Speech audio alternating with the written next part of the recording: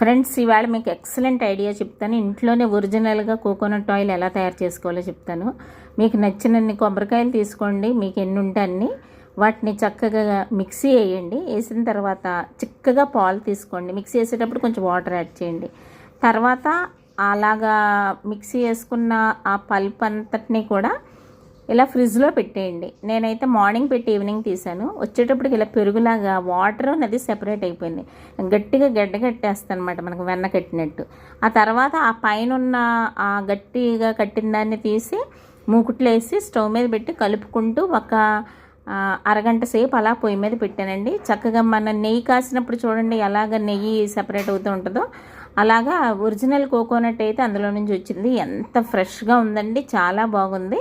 ఇది cold pressed కాదు, ఇది మామూలుగా వేడి చేసి తీసిన కొబ్బరి నూనె. ఇది మనం ఒంటికి రాసుకోవడానికి చాలా బాగుంటుంది.